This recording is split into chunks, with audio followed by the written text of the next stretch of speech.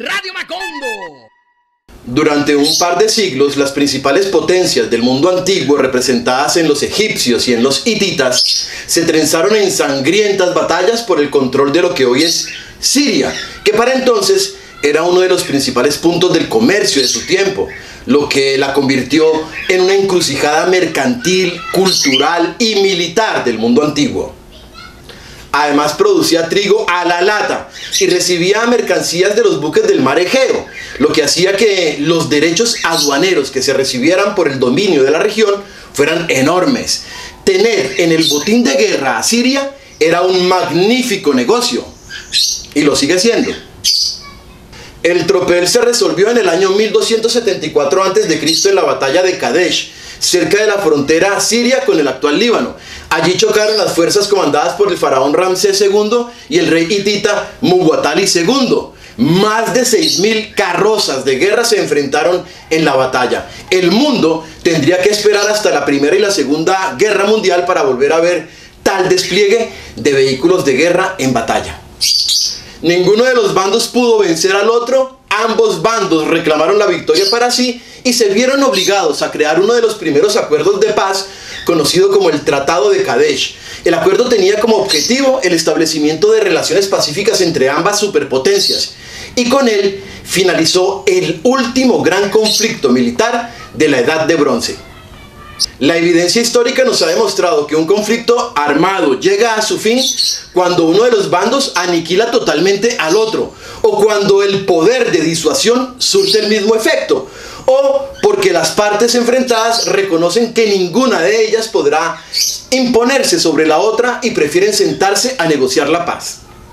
Es lo que le ocurrió a los egipcios y a los hititas. Ambos tuvieron que hacer concesiones y alianzas. Como quien dice, se tuvieron que tragar algunos sapos. El antecedente histórico nos demuestra una y otra vez que no hay un acuerdo de paz perfecto, pero sí hay guerras perfectas, aún sin pólvora.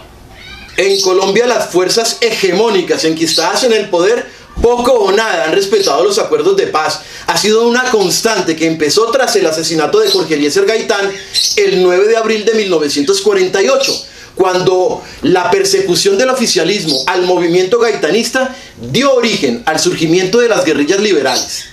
El conflicto, conocido como la violencia, alcanzó cifras horrorosas: 300.000 muertos y la migración forzosa de más de 2 millones de personas, equivalente a una quinta parte de la población total de Colombia, que para entonces alcanzaba los 11 millones de habitantes.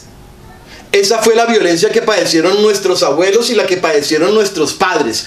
Es la misma que seguimos padeciendo con otros actores y otros macrointereses económicos y políticos. Es la misma violencia que seguimos sin resolver y que sigue generando muertos y desplazados. El conflicto bipartidista con las guerrillas liberales por un lado y el Estado y los chilavitas y los pájaros por el otro lado llegó a su fin tras los acuerdos alcanzados en Monterrey Casanare en 1953 durante el gobierno militar de Gustavo Rojas Pinilla. El firmante por la guerrilla fue el comandante Guadalupe Salcedo Hunda. Mucho de lo acordado no se cumplió y, por supuesto, una vez desmovilizados, los jefes guerrilleros fueron asesinados, entre ellos Guadalupe Salcedo Hunda, asesinado el 6 de junio de 1957 en Bogotá, 4 años después de haber firmado el acuerdo de paz con el gobierno de Gustavo Rojas Pinilla, el acuerdo de Monterrey Casanare. Lo mismo ocurrió con los desmovilizados de las FARC y otros grupos armados que firmaron el acuerdo de paz de la Uribe Meta durante el gobierno de Belisario Betancur en 1984, y del que salió el movimiento político La Unión Patriótica, y pues ya todos sabemos del genocidio político que tuvo que sufrir la Unión Patriótica. Por lo que no es nada nuevo que desde la firma del acuerdo de paz con las FARC hayan sido asesinados 129 desmovilizados. Es una espiral de violencia de la que no hemos podido salir, y la reconciliación nacional luce cada vez, pero cada vez más lejana, mientras nosotros, los nadie, los que vivimos del crédito y luchamos por llegar a fin de mes, nos seguimos matando por colores y por ideas que en nada solucionan nuestra guerra contra la miseria de cada día. Los verdaderos ganadores de la guerra en Colombia los encuentra entre los que han logrado, gracias al conflicto armado, quedarse con 6.500.000 hectáreas de tierra. El 15% del territorio nacional es literalmente un despojo de dimensiones coloniales que ha dejado tras de sí a un país de campesinos sin tierra. Es un despojo que continúa hasta nuestros días. La tierra es el botín de guerra de terratenientes multinacionales y por supuesto de carteles de la mafia. La tierra es en sí misma el mayor activo de la mafia y de la legalidad al mismo tiempo. Radio Macondo.